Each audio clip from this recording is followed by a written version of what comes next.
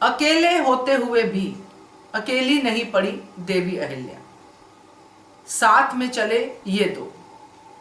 नमस्कार दोस्तों, स्वागत है आपका आपके अपने चैनल हंग्री स्पिरिट्स में। हंग्री स्पिरिट्स देख रहे सारे दर्शकों का मैं अंजू शर्मा दिल से स्वागत करती हूँ। देवी अहिल्या जब छोटी थी तब से हमने इस सीरियल के बारे में, इस हिस्ट्री के बारे में बोलना शुरू किया। देवी अहिल्या की बातें करनी शुरू की, रिव्यूज देने शुरू किए। आज अंतिम एपिसोड है तो अंतिम रिव्यू लेके मैं आपके सामने आई हूं। चलिए अंतिम रिव्यू में बात करते हैं देवी अहिल्या के उस अकेलेपन की जिसको उन्होंने खुद ही भरा अपने इन दो चीजों से। चलिए चर्चा करते हैं। पहले वही निवेदन, जिन्होंने अभी तक चैनल को सब्सक्राइब नहीं किया है कृपया कर लीजिए। साथ में दोस्तों बेल आइकन दबाइएगा ताकि आपको हमारे वीडियोस के नोटिफिकेशन मिलते रहे। मालेराव की मृत्यु के बाद देवी अहिल्या टूट सी गई थी। टूटना बहुत ही स्वाभाविक है दोस्तों, क्योंकि मल्हार सरकार की मृत्यु होना, खंडेराव की मृत्यु होना, मालेराव की मृत्यु होना, होलकर परिवार के इतने सारे मेल लोगों की मृत्यु हो जाना जो देवी अहिल्या के बहुत करीब थे। बहुत ही स्वाभाविक है कि एक स्त्री जो इमोशनली ज्यादा स्ट्रांग भी होती है और इमोशनली ज्यादा वीक भी हो जाती है, टूटना उसका जायज था। मगर देवी अहिल्या नहीं टूटी। देवी अहिल्या ने अपने बाबा साहेब से जो भी प्रॉमिस किए वो अपनी अंतिम सांस तक निभाए, जिसमें सबसे बड़ा प्रॉमिस था कि मैं मालवा को आपका पुत्र समझ के इसकी रक्षा करूंगी। आपको याद होगा वो सीन जिसमें मल्हार सरकार ने देवी अहिल्या को कहा था कि खंडेराव और अपना मालवा मेरे दो पुत्र हैं, तुम्हें दोनों को संभालना पड़ेगा। तो देवी अहिल्या ने संभाला। आज खंडेराव नहीं है, मालेराव नहीं है, मगर देवी अहिल्या है और उनके दिमाग में अपने बाबा साहब की बातें भी हैं।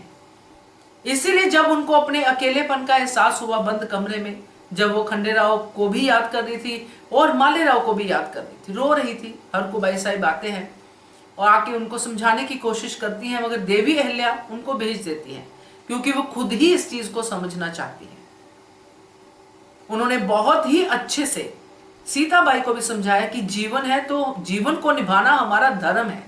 ये सब उन लोगों के लिए शिक्षा है दोस्तों जो जीवन से हार के अपने आप को खत्म कर देते हैं, सुसाइड कर लेते हैं। उनके लिए बहुत बड़ी शिक्षा है कि जीवन है, मिला है, भगवान ने आपको जीवन दिया है, बहुत ही प्रीशियस चीज है, इसको संभालना भी है, इसको जीना भी है। तो ये सबसे बड़ा धर्म है। इसी धर्म को निभाया। देवी अहिल्या की यात्रा कोई ऐसी यात्रा नहीं थी कि जिसमें सब अच्छा ही अच्छा था, बल्कि ऐसी यात्रा थी जिसमें सिर्फ संघर्ष ही था। बचपन से लेके बड़े होने तक, अब गद्दी पे बैठने के बाद भी संघर्ष ही होगा। जैसा कि उन्होंने संकल्प लिया कि अंतिम सांस तक मैं मालवा की सेवा करूंगी, और यही बात है दोस्तों जो उनके अकेलेपन को दूर करेगी। जैसा कि मैंने कहा कि दो लोगों ने, यानी कि इन बातों ने उनका साथ दिया। पहला उनका जो शिव शंभु पे उनकी आस्था है वो, दूसरा उनका संकल्प। इन दो चीजों ने अहिल्या बाई को एंड तक अकेले नहीं पड़ने दिया। जब भी वो कमजोर पड़ी उनको यही दो चीजों ने सपोर्ट किया। इसीलिए देवी अहिल्या ने इतने ही जो स्ट्रॉन्ग शब्दों से मालवा की गद्दी को संभाला और हर हर महादेव के नारे लगाए।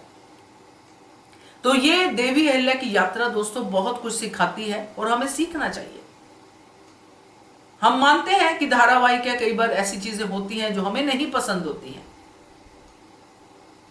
इस रिव्यू में अपने हर दर्शक को यही कहना चाहती हूं कि जो भी कुछ हम देखते हैं उसमें काफी कुछ नेगेटिव भी होता है, मगर ये आप पे डिपेंड करता है कि आपने उसमें से पॉजिटिव चुनना है या नेगेटिव चुनना है। इसलिए कुछ ऐसे दर्शक भी हैं जो नेगेटिव ही चुनते हैं, जिनको वो नेगेटिव चीजें ज्यादा अट्रैक्ट करती है, इसलिए वो इस तरह की बातें करते हैं। अगेन वही जो देवी अहिल्या हमेशा समझाती आई है कि जो जिसके पास है वो वही दे सकता है। इसलिए कोई भी धारावाहिक देखो, कुछ भी देखो, देवी अहिल्या, पुण्य श्लोक देवी अहिल्या जो धारावाहिक है वो खत्म हो गया आज, मगर इसके बाद और भी कुछ शुरू होगा। आप लोग क्या रुझान है सीरियल देखने में, आप देखोगे। मगर मेरी ये बात जरूर याद रखना, धारावाहिक आएंगे चले जाएंगे, मगर आप वहीं पे हैं। अगर आप अपने आप को नहीं बदलेंगे, अगर आपको कोई धारावाहिक नहीं पसंद है, आप रिमोट ले और चेंज कर दें।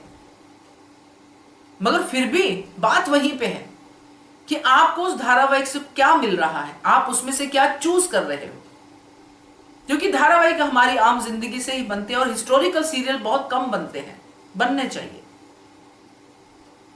क्योंकि इससे कम से कम इतना तो होता है, मैंने शुरू से ही कहा था, मैं खुद देवी अहिल्या के बारे में इतना नहीं जानती थी, मगर जब मैंने ये धारावाहिक शुरू किया, रिव्यू शुरू किया, मैंने खुद पढ़ना शुरू किया, खुद अपनी नॉलेज बढ़ाई। और यही इस धारावाहिक की सबसे बड़ी देन है मुझे पुण्य श्लोक देवी अहिल्या धारावाहिक के जरिए देवी अहिल्या को जानने का मौका मिला, उनसे सीखने का मौका मिला। तो आज अंतिम इस पुण्य श्लोक देवी अहिल्या सीरियल के रिव्यू में मैं यही कहना चाहती हूं कि अपने अंदर पॉजिटिविटी पैदा कीजिए। अगर आप पॉजिटिव होंगे तभी आप देवी अहिल्या की तरह देश का, अपने परिवार का, अपने आस पड़ोस का भला कर पाएंगे। अगर नेगेटिव होंगे, एंगर से भरे होंगे, तो आप सबसे पहले अपना ही नुकसान करेंगे। तो उसको देखिए, उस पर काम कीजिए और ऐसे ही बने रहिए हमारे चैनल के साथ। ये धारावाहिक अब खत्म हुआ है और कई चल रहे हैं। इसी चैनल पे बहुत सारे वीडियोस हैं और हमारा एक और चैनल है फिल्मी खबर हटके, उस पर भी आप अपने जो हमारे रिव्यूज देख सकते हैं। उस पर भी बहुत सारी चीज़ें हम शेयर करते हैं।